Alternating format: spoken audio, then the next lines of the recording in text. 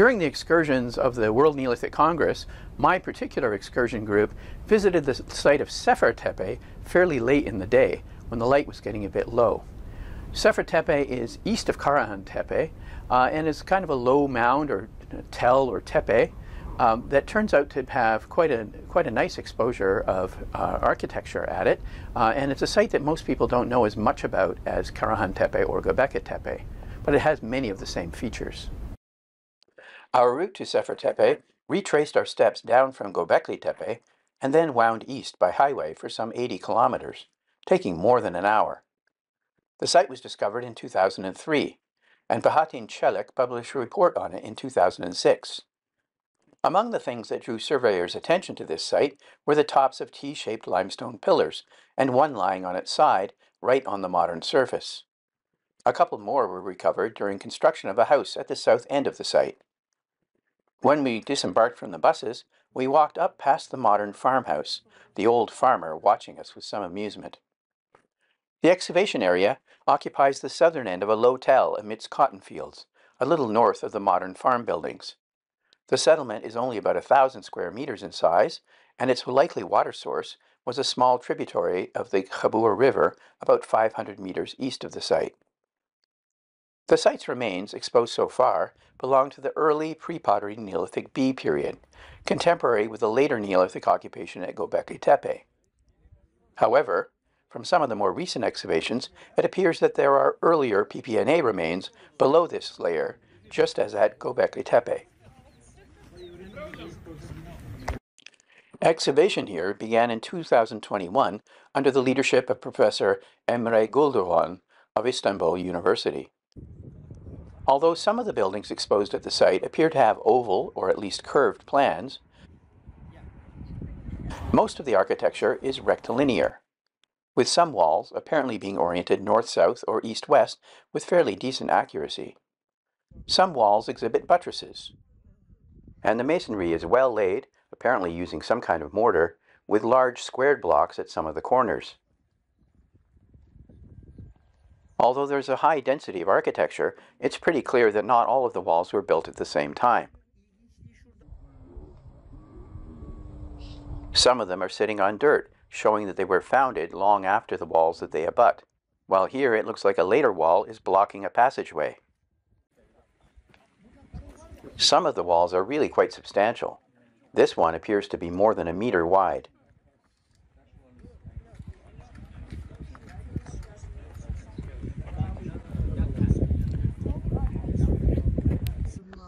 The floors appear to be made from a variety of lime plaster, or perhaps lime mixed with clay. Many of the rooms contain T-shaped limestone pillars, typically in pairs and up to 2 meters tall. A couple of the larger rooms have 4 pillars.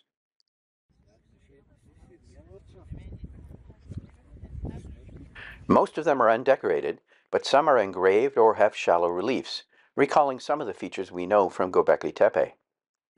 The pillars were apparently quarried from the bedrock right at the site.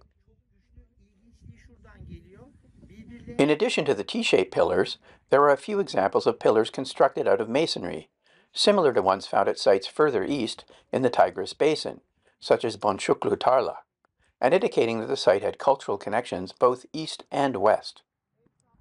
Some of the rooms contain large grinding stones, attesting to domestic activities at the site. In other cases, these had been recycled as building material. Faunal remains from the site indicate that all are wild animals, with gazelle by far the most numerous. They also include red deer, sheep or goat, wild boar, aurochsen, equids that are most likely onagers, rabbits, various birds, and hedgehogs, rats, and some kind of cat. This focused on hunted animals, and especially gazelle, is not at all unusual for sites in the earlier PPNB in this region. Incidentally, the rats are probably not there as food. As today, they were probably just scavengers at the site.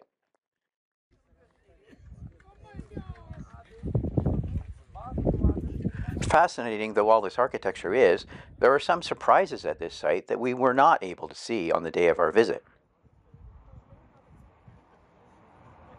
A very important find near the north end of the excavations was a large niche, in the north wall of a rectangular room that contained a human skull, minus the mandible.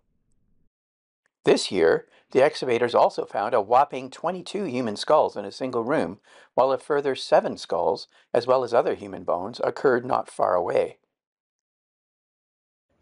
These finds make a huge impact on our understanding of mortuary practices at the Taş Tepeler sites, most of which have produced only very fragmentary human remains.